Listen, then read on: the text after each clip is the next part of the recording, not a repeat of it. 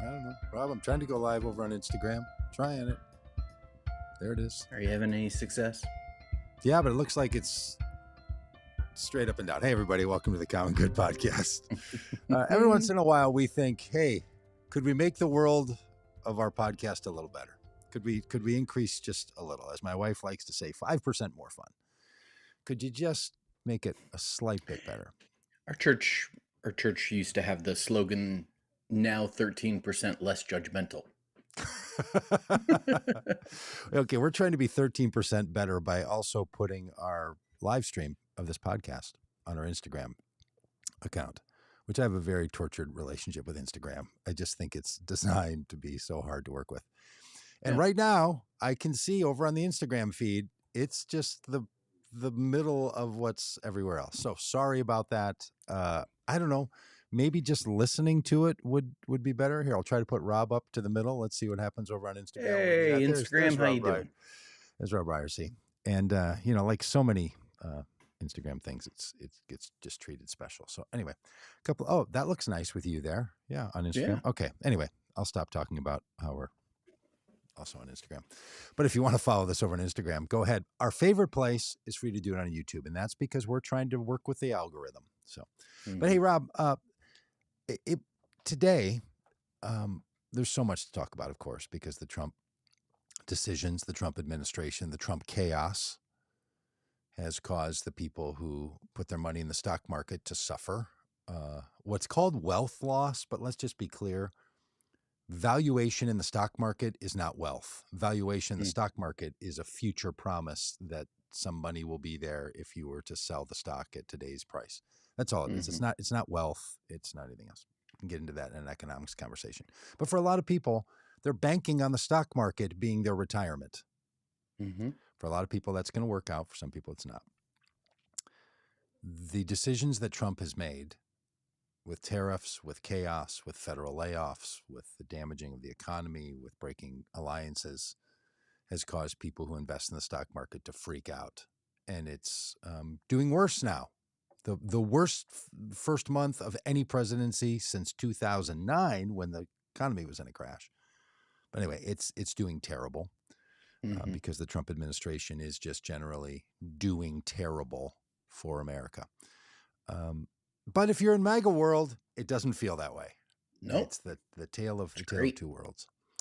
Lara Trump, daughter-in-law of the president, former head of the Republican National Committee, and now Fox News host. Yeah, she's going the wrong way on a one-way street. She's supposed to go from Fox News into the administration, not the other way around. Yeah, that's right. That's right. The give and take between the Fox News broadcasting arm. I'll give you a Lara for I'll take a Hegseth. A Pete and somebody else. Boy, my good. And I saw, just as a side note, I saw an article that was legitimately suggesting that he could choose Janine Perino to be a Supreme Court justice. Wow.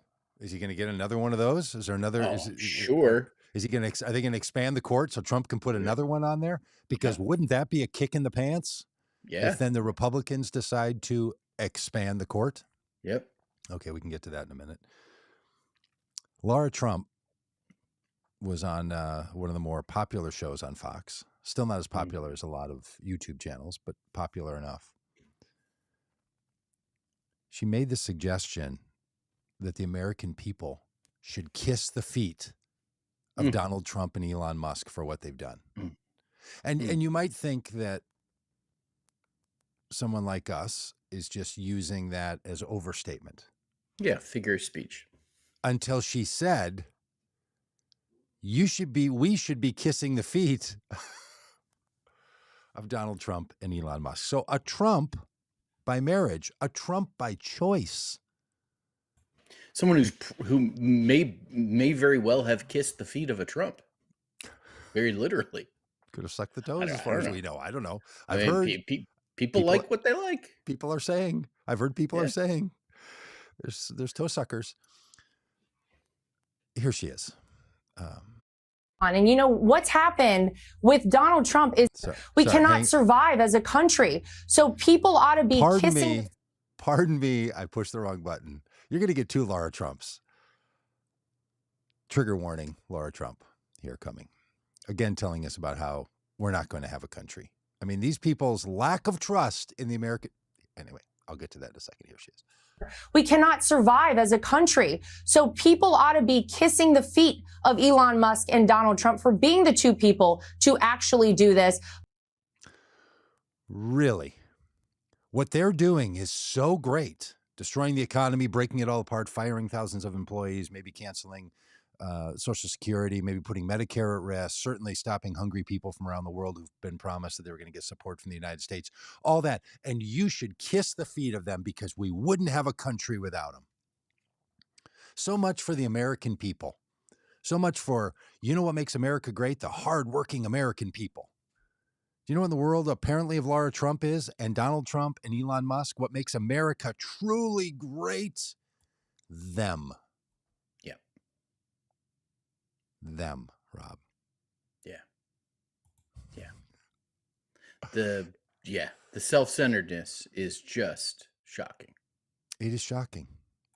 And I mean, it's not surprising, but it's shocking nonetheless. Yes, that's right. That's right. If this is the first you've heard of it. That's right. Hey, listen, I don't know if you've heard this, but Donald Trump really likes himself. Likes to slap his name on stuff. He seems to. Hey, for a long time, we've been saying this is a grift, meaning that the whole Trump presidency was a means for him to expand his brand. The brand really suffered after he led a violent attack on the United States Capitol that caused the beating of police officers and the harm and death of some. But they think the brand is back, baby. Yeah. And when we say that, and I say that to my Trump supporting friends, and they'll say like, oh, you just hate Donald Trump and it's not about the brand and it's not about all the rest of this. Well, you know who thinks it's about the brand? Sean Hannity, Lara Trump. Here she is again. By the way, this thanks to the Midas Network, where I saw this, because I'm not watching a lot of Fox News myself.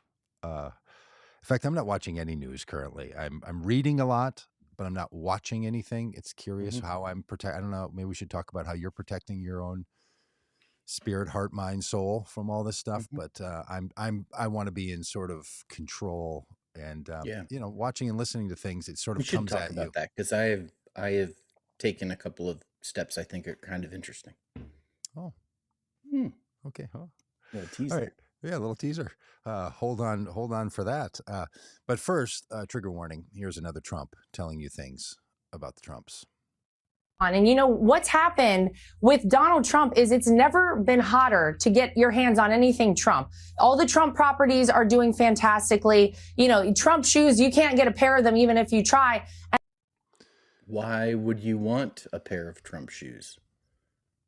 Pair of Trump shoes. Maybe it's because you've got bone spurs that keep you out of the military and they help with the bone spurs. Because he's a tough guy. Maybe they cause bone spurs to keep you out of the military. You don't have to draft dodge the way Elon Musk did as a as a South African who chose a Canadian passport based on his mother's heritage to keep him from being in the services of South Africa. You know, real charmers, these guys. Yeah. Yeah, here's really self-sacrificing. While he critiques guys like Mark Kelly for being a traitor. Here's what's incredible. For people who've put their money in the stock market, it is punishing them. They're losing money. Thousands of federal employees have lost jobs. The economy is suffering. But you know what's doing great? Trump properties. Trump brand is doing great. When she has a chance to say things, it's not about what's happening to the American people only, which you would think if you're going to be a surrogate, you would talk about. But they send the Trumpers out there, literally the named Trumpers, to tell the rest of us we should kiss the feet and be thankful. And you know who's doing great? The Trumps. Ask yourself, Are you better off than you were 30 days ago? Yeah. Because I don't think so. And I just, holy moly. Oh, are we breaking news? Well, I just looked up the Trump shoes. Okay. See, they're And doing there is great. a pair They're hard to get. There's a pair on eBay of Okay. the gold high tops with the Okay. T on them, as you remember. Okay. It's a men's I size don't. 9, so I wouldn't don't. be able. You wouldn't Trumpers? be able to wear them. No. I maybe could squeeze into them as a Yeah. person who wears 9.5 to 10s. Yeah, my wife could wear them. I could get them for her. Keep going. Yeah. You wanna take a guess at the buy it now price? $37,000. You are off by more than a factor of 10. $307,000. $450,017.19. Does that come with a Trump casino too? A bankrupt casino? What do you get with the pair of shoes? You get a pair of shoes and a casino?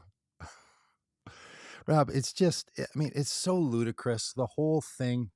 And look, if there are people who literally do want to spend $30,000, $400,000 on something with Trump's name on it, that's even a bigger problem. Yeah. That's literally even a bigger problem.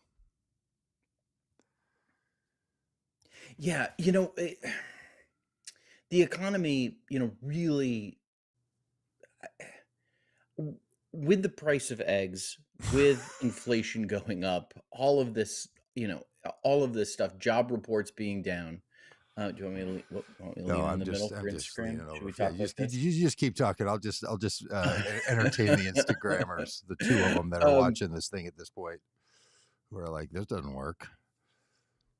It feels like it's the time when people are belt tightening. They are reducing. That's it. Extravagant purchases, unnecessary purchases, kind of cutting back on the non-essentials. But I might spend $500,000 on a pair of shoes. Look, people spend $500,000 on all kinds of things they think are investments. So I don't even want to get into like the speculation narrative around some kitschy, cryptocurrency or the pictures that are valued at something, whatever that little jokey thing was a while back, or paintings, NFTs, or guitars, or old cars, or fancy hats. Like, human beings value things at all kinds of stuff, and sometimes it's money spent, sometimes it's an investment. Who cares? The point is, these jokers aren't thinking about the real American experience and the suffering of the American people. And the number of Trumpers who now are starting to say out loud or with their fingers in their posts, come on, this is ridiculous. We asked you guys to go in there and do something. I want you to get rid of waste. There was 3 to 7% waste. And by the way, just to be a little lectury for a minute, you find me any organization that runs 3% waste. That's fantastic. You show me some organization that spends $1 trillion and only has 3% waste. That's incredible. The federal government, if it has what Elon Musk has said, 3%, maybe in some places up to 7% waste. That's fantastic. That is a number that is more than tolerable. We should be kissing the feet of the people who've made it possible 100%. To only have 3 to 7% waste. If you're a CFO of a business and you say to yourself, hey, shareholders, we've gotten our waste and lack of productivity down to 3%. They would give you a raise. If Elon Musk's own businesses that he owns were running only a 3 to 7% waste level, I mean, not even including blowing up a rocket in the air, just 3 to 7% of inefficiencies, People sitting around in Zoom meetings, not getting anything done, having some employee that you can't really figure out if they're necessary or not. But, you want to keep them around because all the things businesses, which we're told all the time, is really where the magic happens. Until you work in a business, be it a small business or a big corporation or a do-gooder business or a pretend business that just makes money off of fees, any of this stuff, you get 3% or 7% waste and loss. You're thrilled. You're thrilled. It happens at the federal government, and people act as if it's my money and these people, we need to have 0% waste. And then these folks, Rob, tell you that what they mean by waste is spending money on things that you don't think they should spend money on. Redefining waste, even the 3 to 7%, getting 3 to 7%, calling it waste by referring to things that you don't want to pay for and calling it waste. Yes. That's insulting. Yes. And Trump supporting friends, if you're buying that lie, and non-Trump supporting friends, if you keep pitching, well, we do have to stop waste in the government. No, we don't. It's not a problem. And look, you can all tell us all day this long. This is a bold position to take, Doug. This is a bold position to take. You tell us all day long. We do not need to stop waste in the federal government. We don't, because here's what people call waste. Every time when you ask them, tell me about the waste, they'll say something about some toilet. 90% of the times when they claim waste, it's military spending, which, by the way, none of the Trumpers or Elon Muskers or Republicans plan to cut a dime from. That's right. And the rest of the time, they describe it as things that they don't see as their priority. Well, that's the democratic process. Like transgender mice. Transgender mice. How about this? How many did you see where Dick Durbin was interviewing somebody in some congressional hearing about how many transgender athletes there are? Yes.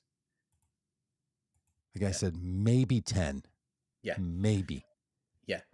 And yet people will say they're spending on the transgender. Right. Like honestly, Rob, it is. I saw somebody posted online the other day that Trump has more sexual assault accusations than there are transgender athletes in the NCAA. There are more women who have been assaulted by Donald Trump than there are transgender athletes. And one you believe, if you're a Trump supporter, you believe doesn't exist. Right. And the other you believe is times 1 million. Right. There are 10 million athletes. And it's not fair to the other women athletes. Yeah. Title IX, blah, blah, blah, blah. But it's just constant. And I'm going to get off the government waste isn't a problem thing. I'm just saying, you tell me the number you'd be happy with. Mm-hmm.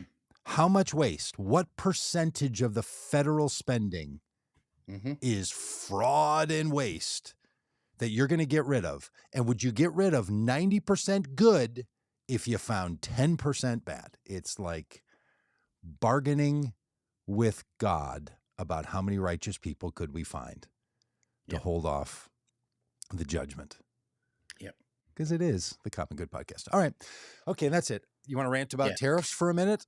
No, well, before we do that, I want to point out something that is a disturbing trend, and is becoming more common over the last couple of weeks.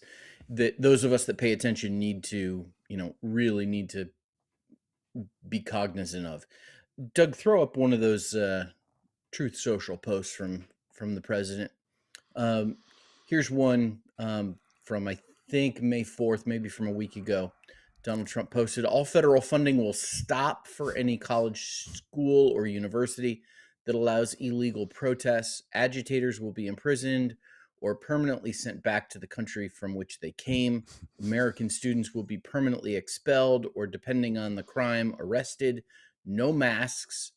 Thank you for your attention to this matter. It's the thank you for your attention. Please, I mean, my God, who is what? Okay, go on, Rob. This is troubling. Donald Trump clearly in his administration has followed through on this with the arrest of a young man who was organizing some protests, I think at Columbia, related to the situation in Palestine and Israel. The thing to notice here is the phrase illegal protests. Yes. And particularly the word illegal. Now, Doug, jump over to the other Truth Social post I sent you. Let's read this. This is, I think, from today. To Republicans, conservatives, and all the great Americans, Elon Musk is putting it on the line in order to help our nation. And he is doing a fantastic job. All caps. But the radical left lunatics, as they often do, are trying to illegally and collusively boycott Tesla, one of the world's great automakers, and Elon's baby, in order to attack and to do harm to Elon and everything he stands for.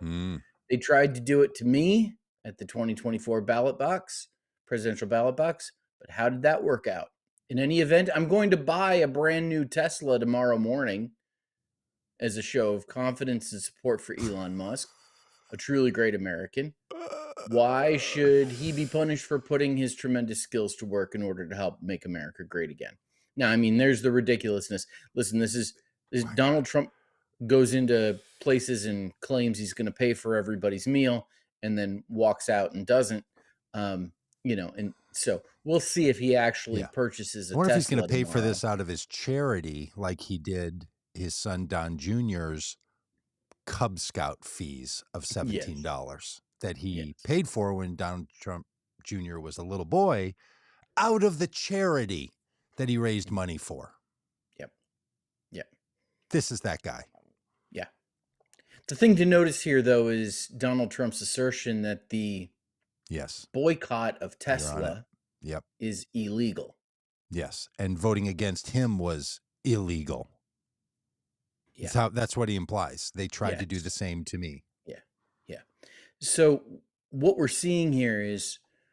So back to this, when he says the illegal protests, and then he says the illegal boycotting, let's read that properly, are trying to illegally and collusively boycott Tesla and the illegal protests on campuses. So you notice this, that the opportunity, the privilege, even the God-given rights of Americans to redress grievances, to assemble, to speak what they want to speak, and to spend their money the way they want to spend their money.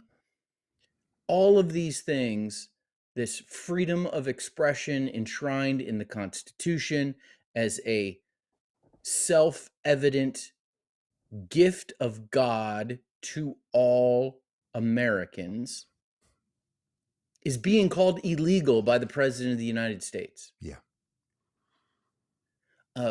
This is really, really troubling. It is. Because if Donald Trump is going to label anyone who criticizes him, his policies, his administration, or his cronies as illegal, as criminals, this is really setting us up for the type of situation that leads to, it's clearly on the road to totalitarianism. And I'm someone who for a long time resisted calling Trumpism a cult. I'm someone who for a long time has resisted calling MAGA and Trump's presidency fascism.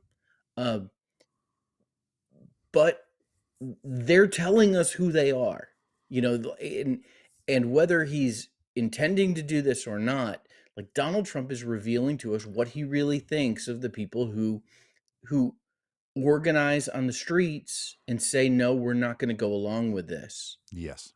He wants it to be illegal. And curiously, what's not illegal to him are people attacking the United States Capitol and beating police officers during his previous administration, because he pardoned those people. What is not illegal to him is people boycotting Bud Light because of its support for LGBTQ peoples. That's not illegal when that happened.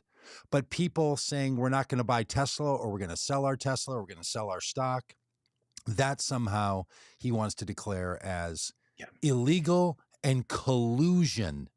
Yeah. The freedom of the American people. Life, by the way, liberty means you are free to do what you want with your money. Mm-hmm.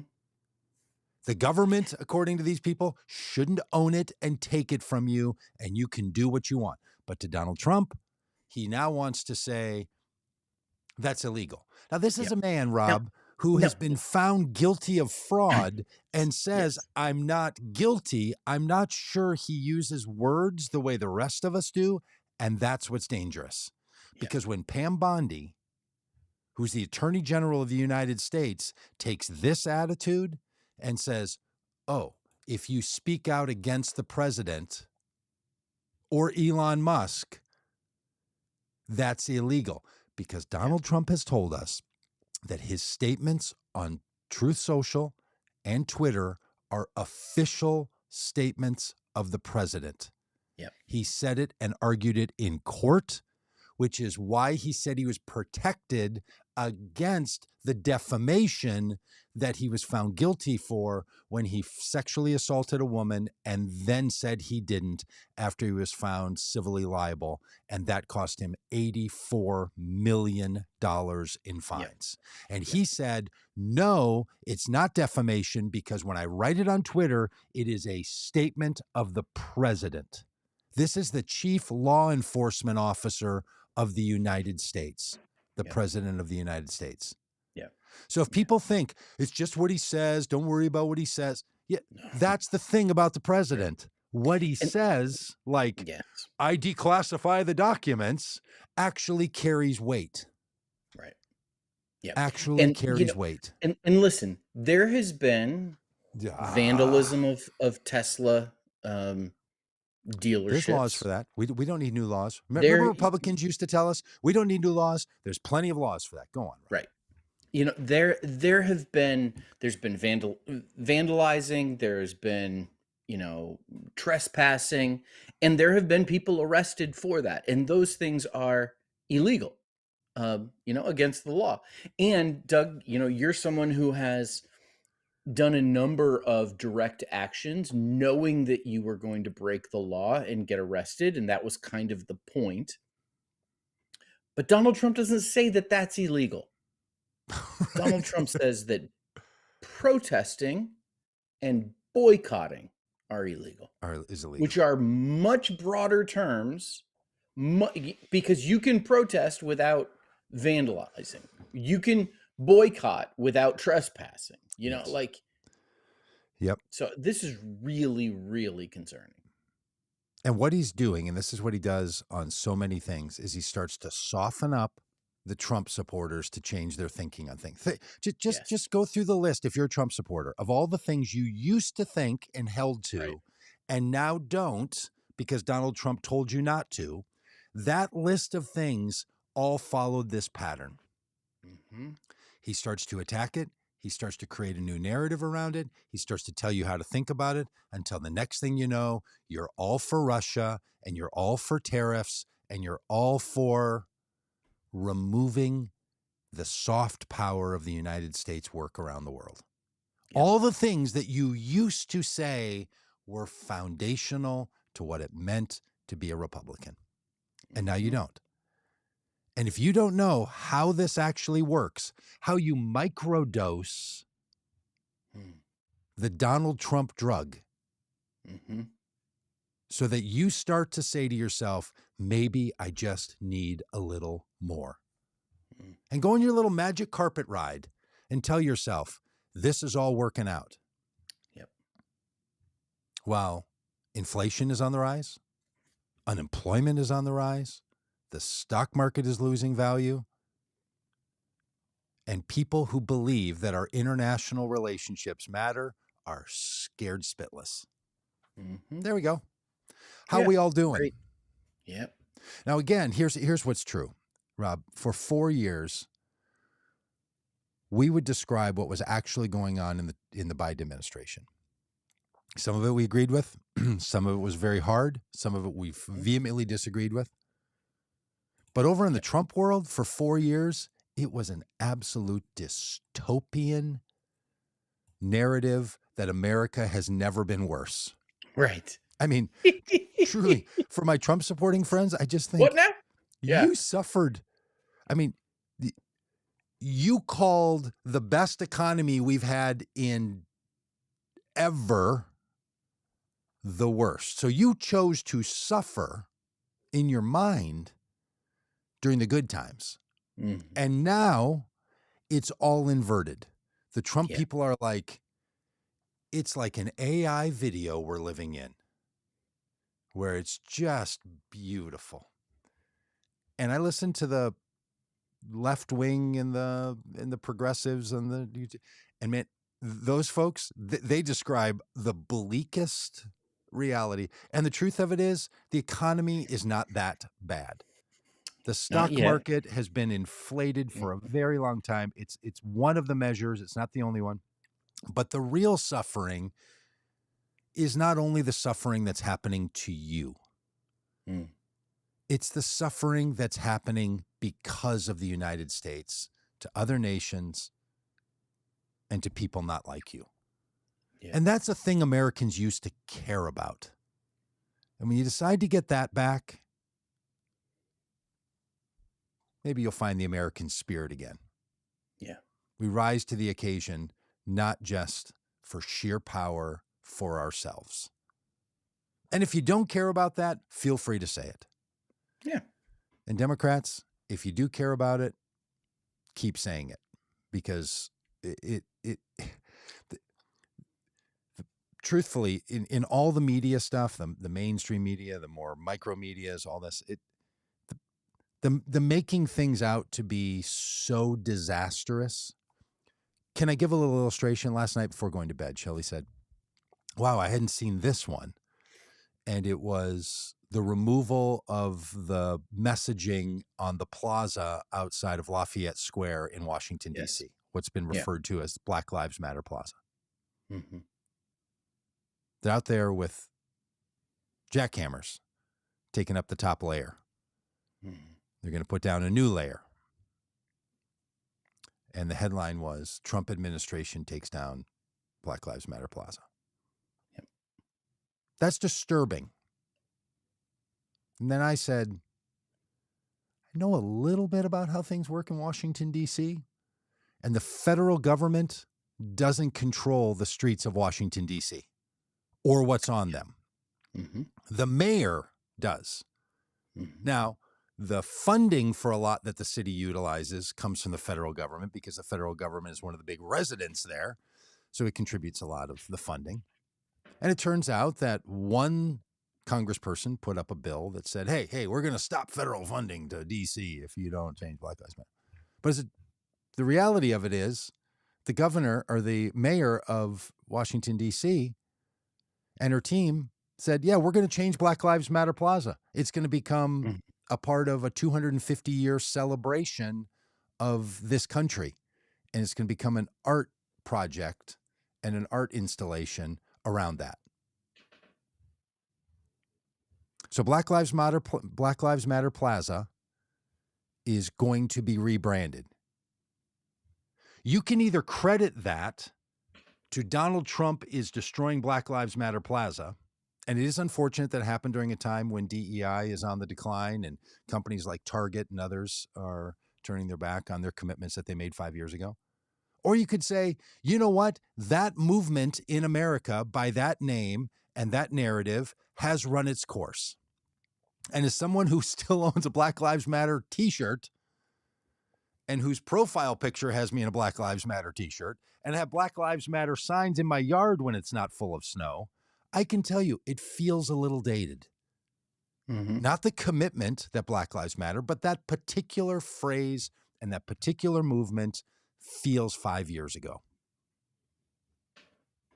The mayor of DC has concluded similarly, apparently, and they're going to change it. So we can tell stories in a whole range of ways about what is and what is not going on. And we should and could complain about it. And if we don't like it, you can go there and you can protest, or you can write a letter, you can put up a Facebook post, you can do all the things that are important to do to be sure that this kind of thing is commented on by you and others. But this is a way that I just think we can drive ourselves out of our minds by giving too much power and too much attention to things that aren't exactly the way they're pitched to us. And I just think we have to be a whole lot more careful, because there's so much more media available to us now. I'm going to sound like an old man, but even than 4 and 8 years ago when Trump was first in office. When Trump was first in office, your ability to bring in all this stuff was much more limited in 2016 than it is in 2025. Right. And we're all getting so much more information. Even that video that was making the rounds over the weekend from the president of FIFA was visiting Donald Trump in the Oval Office, and Trump made an offhanded comment, about how, how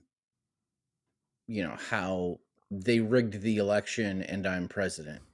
And it's easy to, he's very unclear with his antecedent of who they are, which election he's talking about. It's very unclear. So many people jumping to see, hold on a second. Yes. Let's not. So, I went to Bible college as a young man, training to become a pastor. And we were taught in our hermeneutics classes. Hermeneutics is, how you interpret the Bible. That one of the key principles is that when you interpret the Bible, you need to try to exegete the text of the Bible rather than eisegete the text of the Bible. Exegete is to get the meaning out of the text itself. Eisegeting is when you kind of bring your own baggage, your own ideas in and push that onto the text. Now, we could have a whole argument of whether it's possible to exegete. Let's just go full 1994 and have a whole conversation about the ability of a human being to get outside the whole idea of objectivity is a myth, all of that. Wow. I think it's real easy for people to eisegete, this situation with Donald Trump, to possibly force onto it something that might not be there. And I think, what we've got to do, Doug, is we've got to be very careful not to be the boy who cries wolf, everything might not be because he's so terrible. Right. It's 98%. But everything might be because he's so terrible. It's 98% of the things. We're just... See, I missed that joke. The joke should have been, it's somewhere between 93 and 97% of the things, and we're just trying to get rid of the 3 to 7% of waste. Yes, totally. But I think you're really onto something. And the reason for this is not because, we're trying to find some purity of complaint. Right. It's there are so many real things that are a problem. Who has time to run down the false road? I put up a post, I think, the other day, or sent out some notes or something about this news story about Tucker Carlson being hired to replace Jimmy Kimmel. Right. It wasn't true. No. You looked it up, sent over a thing. I had to text somebody back and for crying out loud, somebody who I know knows Tucker Carlson. I was like, hey, let's see if we can get on Tucker Carlson's show, me and you, if he's going to be on there. Let's get on. He's like, what? What's going on? And I'm like, oh, this. And then 45 seconds later, I'm like, hey, never mind. I got suckered into this thing. Now that's just true fake news. That was just like an onion level of satire from 4 months ago or years ago or something. I don't know, a while back. But then there's the misinterpreting of something that's going on. We're going to get it wrong, and it's okay. I'm not blaming anybody if they're like, well, Trump ripped up Black Lives Matter Plaza, or Trump said that the election was rigged. Very well could be true. Spend a little time, figure it out, and decide. And in the meantime, there are things that we know are going on. Elon Musk is saying that Social Security is a Ponzi scheme. The stock market's a Ponzi scheme, but I'm not sure that Social Security is. It's backed by the full faith of the federal government. Yep. And That, even if it by is a the Ponzi way, scheme, it's one that the federal government promised people to. Yeah, the group that produces the money, Mm-hmm. that makes the money. Little side note, this is for you, Alex, if you're watching. The federal government doesn't get money from the American people. That's right. It gets money from the allocation of Congress. Jon Stewart was deciding again whether he's a comedian or a social commentator and is unclear about his role in the world, and was talking to somebody about if we just went out and got the taxes that are owed by Americans and not paid, that would be enough money to stop poverty in America. $1.7 billion or something. If we just could get the money, because the government doesn't have it, just dead broke without it. We have to get it from the American people. Like the federal government doesn't have money and needs to get it from the American people. Or worse yet, that the federal government doesn't have money, so it borrows it from others and puts us in debt. Yeah. And honestly, friends, if this is all new to you and you're like, what is he talking about? Of course, that's how it works. It's not. Right. Yeah. All Elon of Musk those saying, terms. Elon Musk saying yesterday that he's worried that the United States is going to go bankrupt. Impossible. Not possible. Not a thing. Impossible. It doesn't. Okay, and here's case in point. This week, Congress is deciding whether it's going to pass a continuing resolution budget to extend what's called the debt limit. The debt limit is the difference between the amount of money the federal government produces versus the amount of money the government takes out. Not the amount of money the government spends versus the amount of money that it has. Those are different terms. Means that's how you and I function, and that's how states function. The state of Minnesota, the state of Arkansas, the state of Florida, they all only can deal with the money they get from taxpayers. They can only spend the money they get from taxpayers or from investments or from people lending it to them through bonds, which is just like, hey, give me a little bit of money now. We'll give you a little bit more money later. That's how you're getting it through a bond. That's not what the federal government does, though. The federal government is trying to manage the amount of money that's in the economy because the federal government produces all the money in the economy. It puts new money in with each budget bill that's spending and takes money out through taxes and through fees and through charges and tariffs. That's what it does. Takes money out, puts money in. Doesn't take money and then respends it. This is really confusing. You know who else is confused by this, Rob? ChatGPT. Yeah, ask ChatGPT to explain this to you. You got to dig a little deep because so much of the common wisdom out there is this. Now, if that it all intrigues you, please go and watch our YouTube videos on this or a person named Stephanie Kelton. She has a TED Talk called The Deficit Myth, and it will help you understand some of this, how it actually works. There's a theory around based on how it actually works. How should we function? That theory is called MMT, or modern monetary theory. But the theory is not the theory of how it works. The theory is based on this is how it works. A sovereign currency produced by the federal government produces all the money, and the government doesn't get money from the citizens. It puts money in the economy. That's just true. Then the theory is based on that, we should act like this or that. And then we can have an argument. It's like the theory of gravity. Yes. And in light of the theory of gravity, here's how we're going to make an airplane fly, right? Like that's, you're not saying that the theory of gravity is a theory. You're saying it's a reality, and therefore you're going to base a number of other theories around it. I know it seems complicated, but I promise you, friends, if you're worried about government spending Let and not your government hearts be waste troubled. and all the rest, it's just different than you think. Everything you think about the federal government, though, about how it gets money and spends money and is it in debt or not, is something you could say about your state. So if you want to obsess about the government and its spending and is it in debt or not, then go to your state. Do you know what states don't do? Run a deficit. Do you know what your state legislature is not going to do this weekend? Pass a continuing resolution to raise the debt limit. Yep. Because they call debt limits, if anybody knows their spreadsheet language, the debt is the difference between how much has gone out, $100 billion, and how much has come in, $90 billion. That's the wrong way to say it. How much has gone out from the federal government, $100 billion. How much has been taken out of the economy, $90 billion. How much is the debt deficit? $10 billion. Yep. And if you're like, that's not a deficit. Well, it is in accounting language. It's got the little parentheses around it.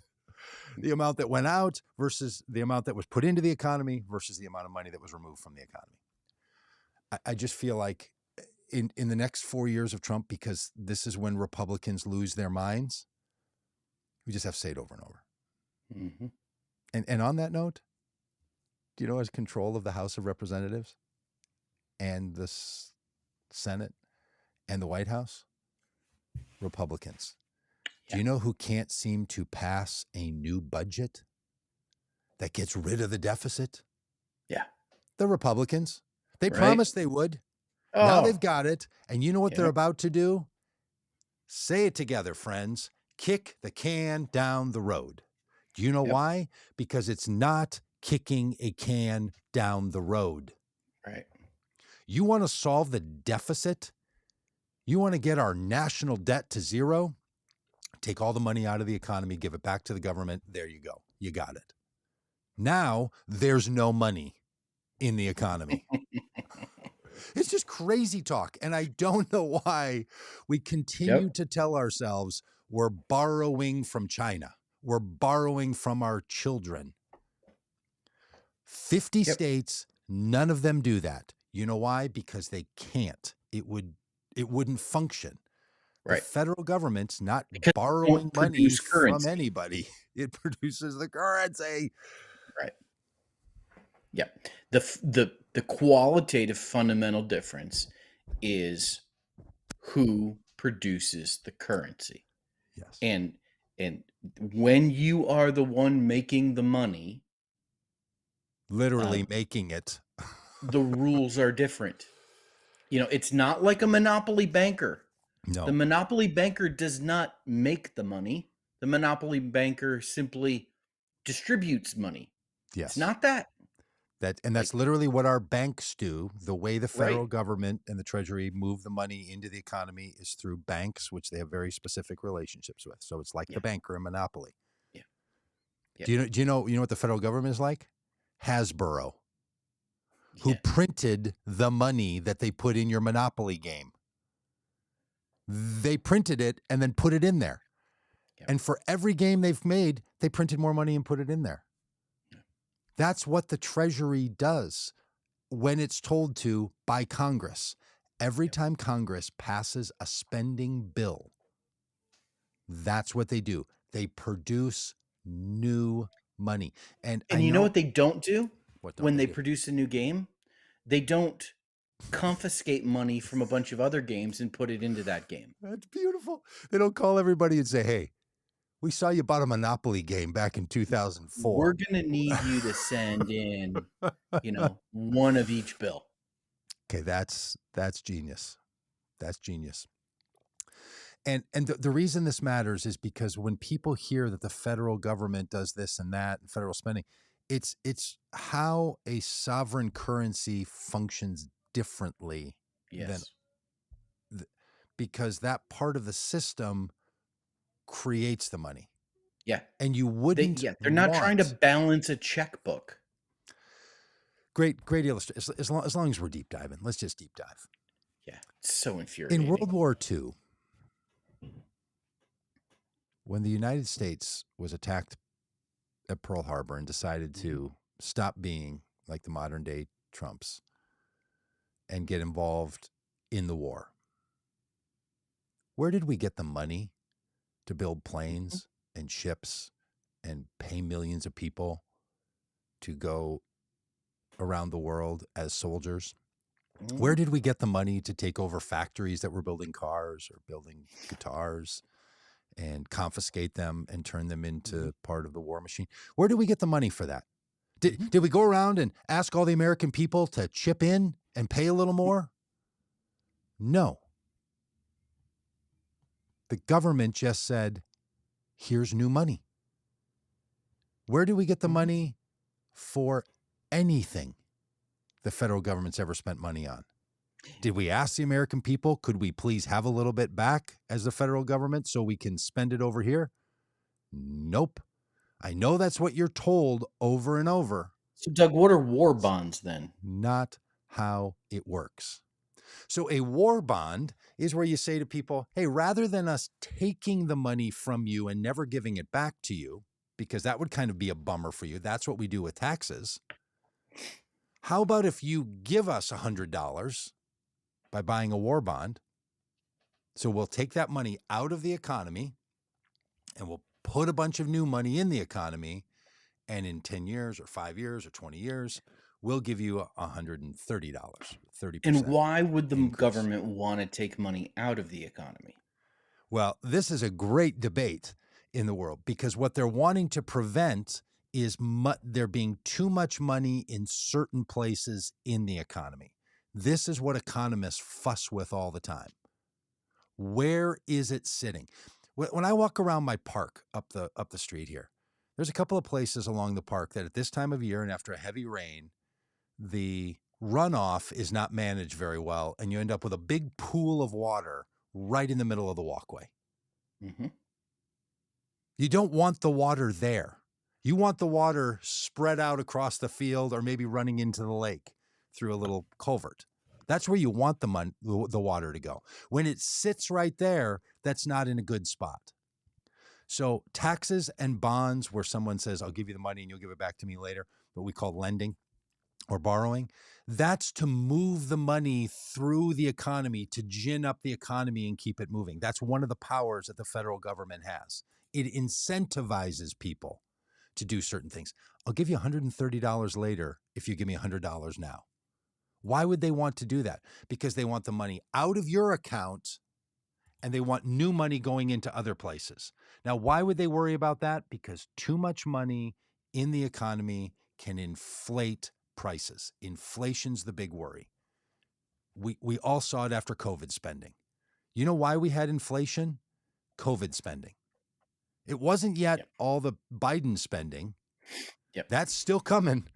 Trump's going to experience inflation because there's a lot of money that's about to be pumped into the government over the next 4 years that was budgeted 4 years ago.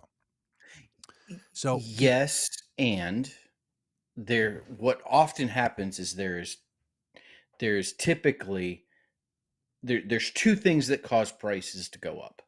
There's the inflationary reaction to there being too much money in the economy, and the price of energy. The price of energy, particularly oil and gas, that drives so much of the economy of the world. The cost of goods is so dependent on the price of energy that when that goes up, it also, and so those two things going side by side, particularly when you have situations like we have, now and have had in the recent past, where the cost of energy is going up and inflation is going up, that's going to be, that's going to be a great way to say it. Compoundingly detrimental. When the cost of certain things that are built into nearly every product, energy being one of those, when that goes up, it sort of ripples through every part of the system. And then when the amount of money that's available that people can spend on things, like the two things that are going to make things more expensive is less of that item, making it rare, or more ability that you have to spend money on that thing. Right? If everybody could only spend $300,000 on a Trump shoe, then the price can't go above $300,000 because people can't spend it. But if a bunch of people could spend $400,000 on a Trump shoe, then somebody selling is like, well, why don't we sell it for $400,000? Right? So that's basic kind of cost, demand, availability to purchase question. The federal government's concern is, do we have money in the economy in places where it needs to function? The federal government wouldn't need to spend any new money if it didn't want to. It could just simply say, let's just recycle the money that's here. And then you know what would happen? There would be no economic growth. Ask yourself, how does economic growth happen? Like, I don't know. I was born in 1966. So let me ask Siri a question. Hey, Siri, what was the population of the United States in 1966? In 2024, the population of the United States was 340,110,000. 340 million people now. What was the population of the United States in 1966? As of 2024, the population of the United Siri is so useless. It's struggling now. Isn't that amazing? Can you hear that? 1966 U.S. population. That was the great year of the birth. 197,000. Or 197 million. 197 million. We'll say 200 million. Now there's 350 million. How do we have enough money for now 350 million people when there used to be 200 million people at the beginning of my lifetime and the start of the Yamaha guitar? How did this happen? Where does the money come from? If the government doesn't put new money in, we would still be dealing with only the money in the economy in 1966. Yeah. And you would have the more players you incredible have inflation. in Monopoly, the less money everybody gets to start. Yes. So because there's a finite amount. Yes. But if you can create more, an infinite amount of money to fit the size of the country.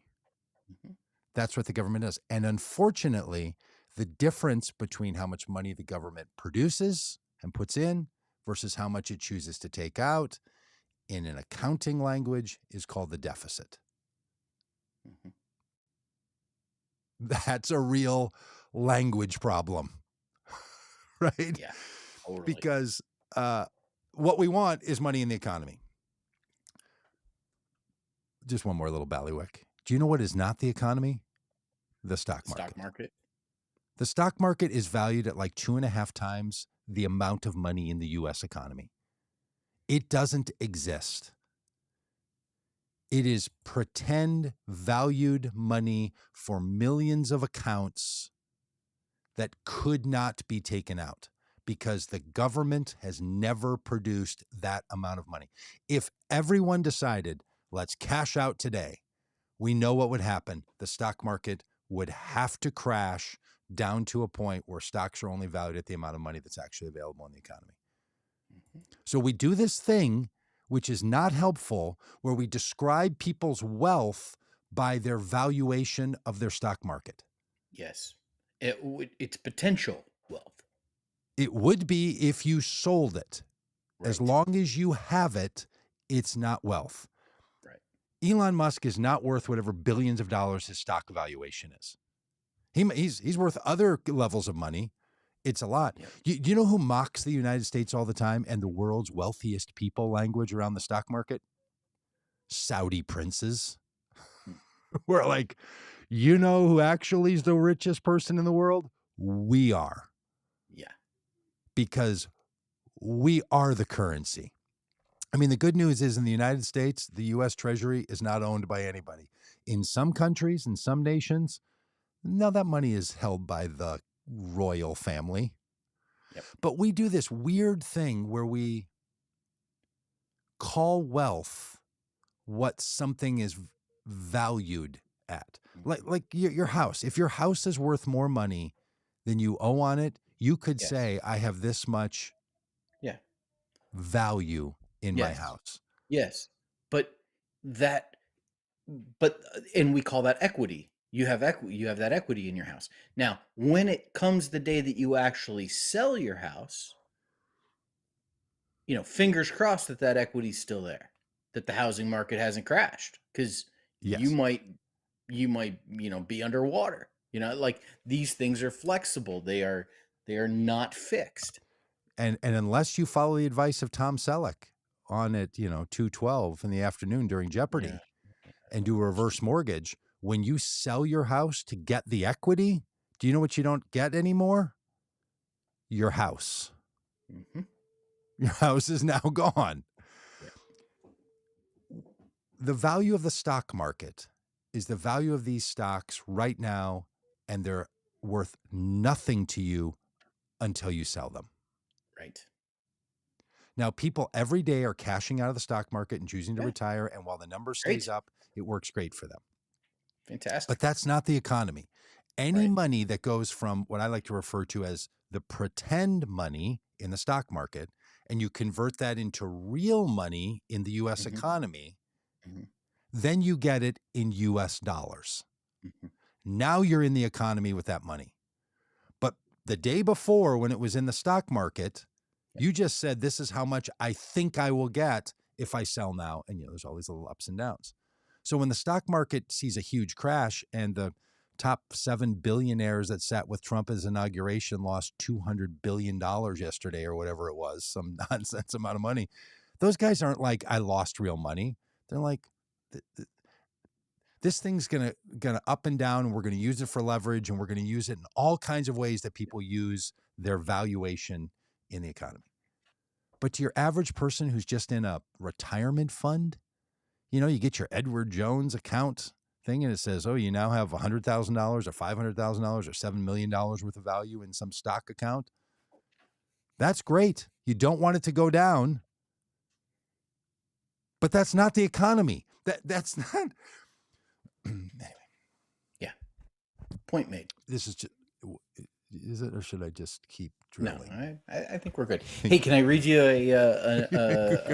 a new post on Truth Social that came out while we were ranting about please. how the economy actually works? Let's talk about impact on the economy. Here we go. Donald Trump posted not long ago, based on Ontario, Canada, placing a 25% tariff on electricity, in quotes, coming into the United States, I have instructed my Secretary of Commerce to add an additional 25% tariff to 50% on all steel and aluminum coming into the United States from Canada, one of the highest tariffing nations anywhere in the world. This will go into effect tomorrow morning, March 12th. Also, Canada must immediately drop their anti-American farmer tariff of 250% to 390% on various U.S. dairy products, which has long been considered outrageous. I will shortly be declaring a national emergency on electricity within the threatened area. If it's a national emergency, maybe it's only declared in the threatened area. This will allow the U.S. to quickly do what has to be done to alleviate this abusive threat from Canada. Yeah, Canada's abusive.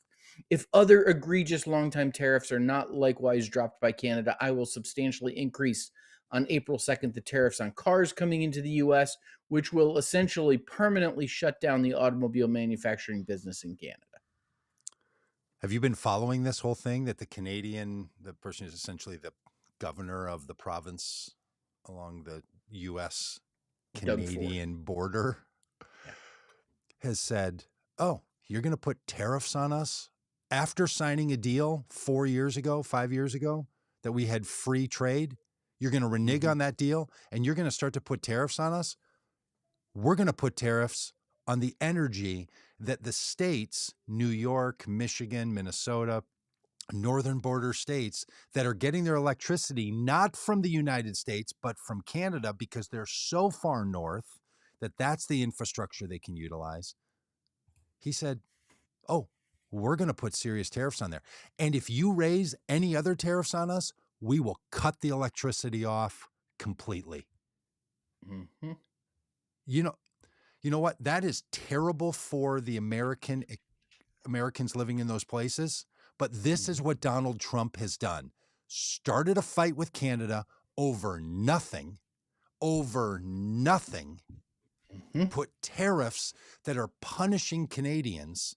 Yeah. And this guy's like, we are a sovereign nation, man. Yep. And you know why Canada this has works? high tariffs on, you know why Canada has high tariffs on American dairy? Because they have their own farms in Canada. And they Yes. want those, they want to reduce the competition that their own farms have with American farms. And so they use, like, okay, like, and because they know that the United States government is subsidizing those farmers. Yeah. So the reason they have those tariffs on dairy and meat is because they're like, we're trying to make an equal playing ground, and your government is giving money to your American farmers in subsidies, farmers living on the backs of the American people through federal funding. And the Canadians are saying, the federal government just makes money. And the Canadians are saying, we need to make it a level playing ground so that our farmers who aren't receiving those subsidies can compete evenly. Right. So it's farmer versus farmer. And look, ask yourself again, why does Trump want the tariffs? Was it about fentanyl again? Can't quite remember. Was it just about trade is imbalanced? Was it about, quote, Canada has been ripping us off for years? What's he trying to solve with tariffs? Nobody seems to know. He doesn't seem to know because he keeps putting them on, taking them off, and none of the conditions have changed. So why are you taking them off and why are you putting them on? And then Canada's like, oh no, we are serious. Stop this tariff nonsense. Go back to the deal that, as it turns out, President Trump signed. The Canadian-Mexican trade deal. Rewrote NAFTA, didn't like NAFTA in almost the same language, and now has turned his back on the very deal that he struck, that he now calls the worst deal in American history. It was his deal. And the Canadian government is like, let's go. Let's see how this works. Do you know who's going to suffer severely when steel sees a 25 to 50% increase? The people who pay the tariff. Do you know who that is? The people who buy steel from Canada. American companies. Manufacturing? Hello? That's who pays the tariff. You know who doesn't pay the tariff? Canadians. So now if the United States wants to say, let's simply buy only steel made in the United States, give that a try. Do we have steel manufacturing up and running in the United States to solve for the amount of steel that's needed? And if so, why have we been buying it from Canada? Or do we live in a global economy where the United States wants to expand our economy outside of our own borders? Do you know why? Because we want US dollars being spent around the world. It's remarkable. The level to which, honestly, Trump supporters and Donald Trump on his own seemingly do not understand how the economy works is shocking. Truly shocking. Yeah. And every time the stock market or economists or business owners are like, hey, Trump, you're killing us here. This is not how it works. Then he pulls back. That's why he pulled back on steel for the first place, because car manufacturers are like, you're going to raise prices on automobiles by 25%. People are not going to buy them. And that's going to cause the used car prices. It's going to cause inflation. He's like, oh, okay, well, this was all supposed to be a bluff anyway. It was never supposed to happen. Right. He's actually going to do it. Yeah.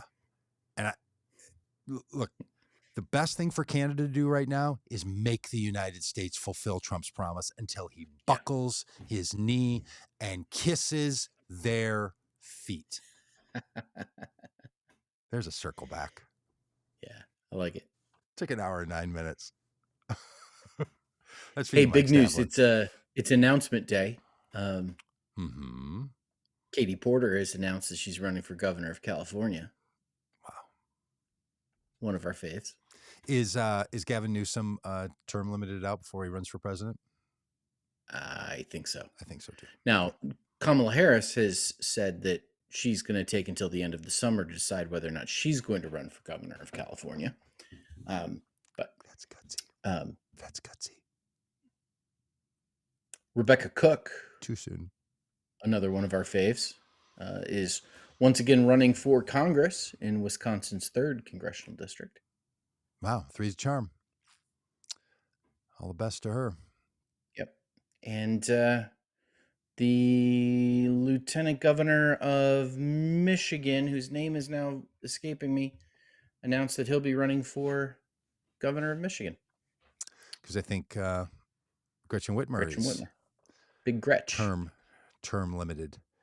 Yeah. And boy, I'll tell you what, in 2028, there's going to be an election. It's some 1,430 days away from the new president being inaugurated. And there's a lot of Democrats who want to run at that. Mm-hmm. Because it's been a long time now for them since 2020, since all the Democrats had a chance to get in, because that's what happens when you have an incumbent that chooses to run and then drops out in the middle of it. There are people ready to go. And Gretchen Whitmer is, I hope, clearly running for president. Gavin Newsom, I hope, is clearly running for president. Pete Buttigieg is going to run for Senate in Michigan as a platform to run for president. Oh yeah. Oh yeah. It's on like Donkey Kong. Tim Walz is going to run for president.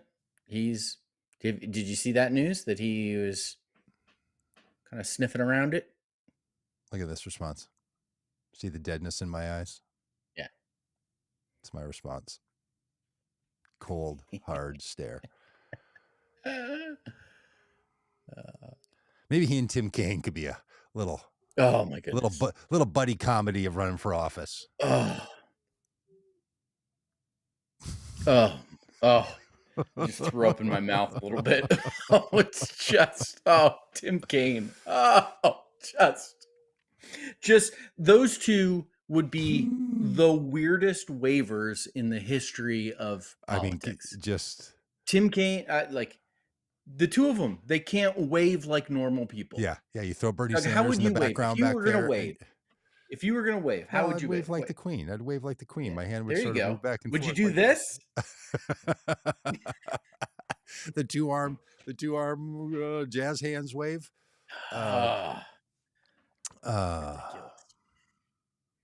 Look,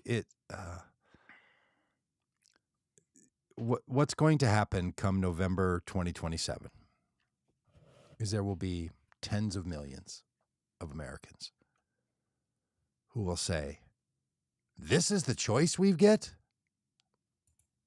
right? Yep. That's how it's going to go, because we always feel that way. How can this be the choice? This is the only, this is These American. Are the best two people we have in the country. This is as American as it gets.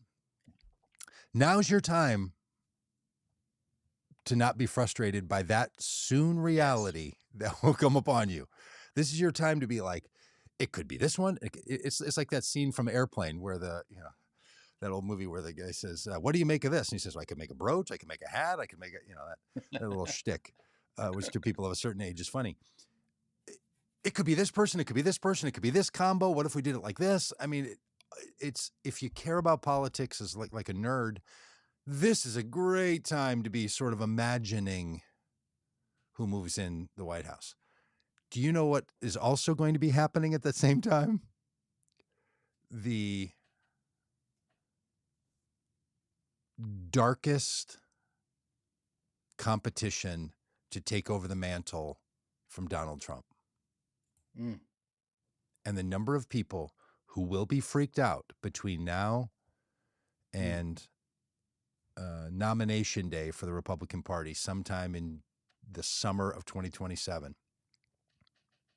that J.D. Vance is going to run for president with Donald Trump as his vice president.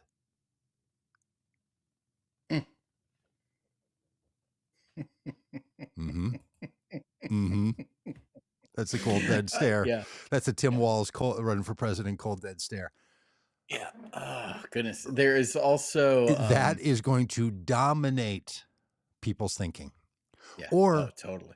anybody running for president with the promise that they will pick Donald Trump to be the vice president and essentially turn the presidency back over to him. Yep. That is going to, mark my words, if the man is alive, that is going to be on the table. Or even worse, Doug, Don Jr. Don Jr. runs. It's Trump. Don Jr. runs. Daddy runs as his VP, and then basically takes over the White House as the vice president. And that, friends, is how you get a third term of Donald Trump. And the Trumpers and the Republicans will have no choice better than that one. That is what's coming down the pike. Good times. And we'll be here to talk you through it. One guy in his attic, one guy in his basement. Old and tough. How about that? Had you considered that narrative before? Had that run you? Oh yeah. I mean, I don't think Ray is gone. That or Ray is wrong that we're talking optimistically that they'll even allow election in 2028. I mean, if protesting and boycotting are illegal, maybe voting will be as well. Thank you, Ray. Yeah, thank you, Ray, for that comment. Good point. Squirrely Preppers come along here near the end of the conversation. Good to see you. So great to see you. Holly Hope, not going to read your comment out loud because you never know who's listening. Because the internet stops us from saying that kind of stuff, but I think you're onto something there. But I hear you. Yabbits, thanks for being here. Look, Yabbits has probably got a long bit of who could run as president with Donald Trump as his vice president, but I do think the Don Jr. one is the ultimate. Ultimate way. Connie asked the question, is there a way to cash out what we have paid into the system? I trust myself better than these buffoons. Yeah, Connie, totally with you on that. The problem is that there is no, it's not like a bank account where there is no little safe deposit box with your name on it. No Social Security lockbox. Yeah, there's no lockbox with your name on it where they put your money every month, and then when they pay the interest, they put that in there too. That doesn't exist. It that's not how any of this works. Yeah. So if Connie's wondering about her Social Security getting it out, well, if you reach age 62, you can go first, and then 65, or is it 65 the first dip? I can't remember. I'm probably going to have to learn this at some point. You're closer to it than me. I am. Somewhere around 60, somewhere or another. You're going to want to know that. No. And Social Security is going to be here because so much of the economy is built on people receiving Social Security payments. It's never not going to be here. Yep. Peggy, Sandy. What could change is the amount of money that people can earn that's going to be taxed for Social Security, which would be a great thing if they raise that limit to $1 million. That would make Social Security solvent, because Social Security being solvent is its own spreadsheet. It's like your date night budget. It's a different part of it, but it's the same money. The federal government isn't cashing your checks and putting them into dollar bills, and then, as Rob says, slipping them into a little slot with your name on it. It's kept track of in databases. Yeah. And then there's an Now obligation controlled to by build Doge. build into the budget that this is going to happen. And look, Yeah. as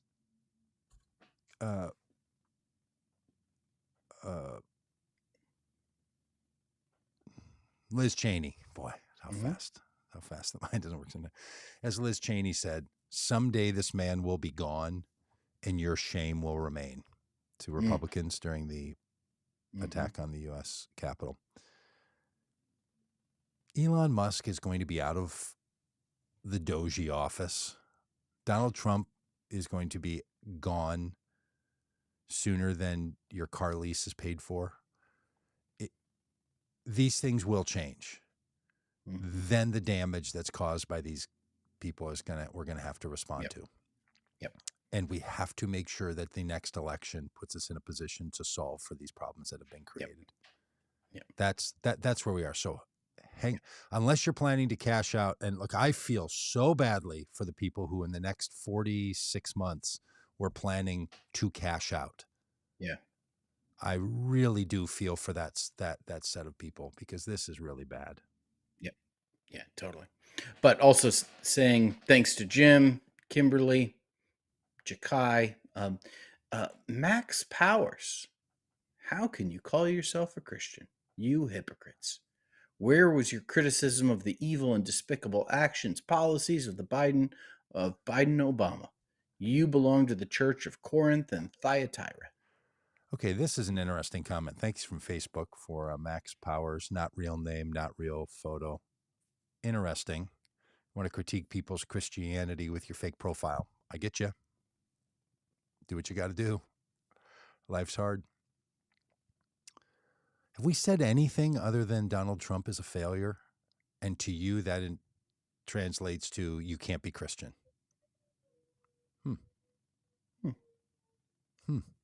Yeah, and really, where was our criticism of the evil, like, I wouldn't call them evil and despicable, but the actions and policies of Biden Obama? Clearly, Max, your first day with us. Glad to have you here. Keep up the good work. Here, just a reminder to you, Max. Barack Obama is not president of the United States. Joe Biden is not president of the United States. You know who has control of the United States government? Republicans, particularly Donald Trump, has control of the White House, the House of Representatives, the United States Senate, and the Supreme Court. But no, let's spend our time criticizing the people who haven't been in office in Barack Obama's case for 8 years now? I think you're the one who's obsessed. Yeah. Sharon, thanks for being with us. Jonathan. And you can critique the president and not have it put your faith in question. If you think you can't, if you think it's an act of Christian faith to support Donald Trump and to be opposed to Joe Biden, may I suggest that perhaps your faith is built on sandy soil. Before we leave today, I just want to point out that Sandy says she agrees with what I'm saying. So, thank you, Sandy. I'll put that up there. Well, there's somebody. I'll put that up there. Somebody. Not the Musk is an evil not man. That one. Not the what a joke. Hang on a second. Musk wants to get his hand on the. That one? Is that the one? I agree with what Mr. Ryerse is saying. Hey, listen, Sandy, it's Reverend Ryerse, but that's okay. But is it? Are you real Christian pastor? Look at that. Look at that. That's right. Weird. That's right. Hey, thanks everybody. Hey, and if anybody stuck around over there on Instagram, which there's been a couple of comments and there's just like 2 viewers, because you should go on the Instagram account, friends. Go to Vocom, go to Instagram. You'll see it's just the middle of this thing. It's like Rob's ear and a bunch of hats. It's really quite remarkable. Yeah, that's what we'd have to do. I think I can't remember now. I think I'd have to be way over here, which would be weird. And it's all for Instagram, which then comes up as a reel. The other way? And who cares? Maybe you think I have to come this way? There we go. Okay, like our two heads have to come together. Okay, Yeah. it's dumb. It's ridiculous. To people like It Mike could. Stavlin and others who listen just to the podcast, No idea what we're talking about. doesn't matter to you. You're missing out You're on not. it. You're not even. You're like, why would someone watch these guys talk? Well, That's Mike, what- why would you listen to us? That's talk? And then text us about it later. that's a deep. Well, please keep doing that. Please keep Oh, listening. absolutely. It's a highlight. And please keep texting us later It's about. it's a Tuesday night. It's a Tuesday night. Just little. It's like a little piece of emotional candy. That text coming in from Mike Stavlin. It's a little bit of honey. You just chew on Hey, it. Doug. Just keep Doug. chewing on it. Hope it doesn't pull a filling out. Doug, there was a list today that came out today of the happiest and the saddest cities in America. Ah, is one of the happier ones in the Midwest and one of the sadder ones in Arkansas? If you don't know, I live in the Midwest. Rob used to live in the Midwest. Now he lives in Arkansas. I'm trying to find Fremont, California, San Jose area. Oh, Top of the happiest? list. Fremont. Yeah, happiest. okay. Saddest city in America? Cleveland. Cleveland, Ohio. Is it really? Is it Yes, really? yeah. Of course it is. Yeah. Well, cheers to you. Yep. We feel your pain, Cleveland. Yeah, we do. You're not a mistake, even though you're by a lake. Hang in there, little buddy. All right. Are we good? Hang on. There's one more. Looks like one more comment's coming in. That's. Oh no, that was not a comment. That was Donald Trump's post. Okay. Well, thanks, y'all. Thanks for being part of the podcast. If you don't follow us over on YouTube, Minneapolis, and number these 34 on the list, by the way. of happiest or saddest. It happiest. It ranks. Oh, I see. 1, 2. How many cities does it even include? I think 180. Oh, 180 cities. 182. Oh wow, Fort Smith, Arkansas, 179. Wow. Yeah. Oh, Fort Smith's a rough place. I don't even know how they would do that. There's some things you just. I mean, it Little feels Rock, like 160. it feels like there's things you could rank that are like highest and lowest, and anything in between's like, how do you judge between the 154th Yeah, what's the qualitative lowest difference and the between 172nd? Springfield, Missouri, and Dover, Delaware? Like one bad storm or 6 people moved into town and were real crap. Like how do you even? So it begin? looks like they rank. Let me see. They And what they makes come a up with city? score, total score. They've got emotional and physical well-being rank. They Okay. have income and employment rank, and then they have community and environment rank. And they use those to calculate a total score. Squishy math. Fuzzy math. Yeah, that was it. Fuzzy math. God, remember when Republicans and Democrats running for president argued about Social Security solvency? Lockbox. Strategery. Okay, we got to go. Bye. All right, bye.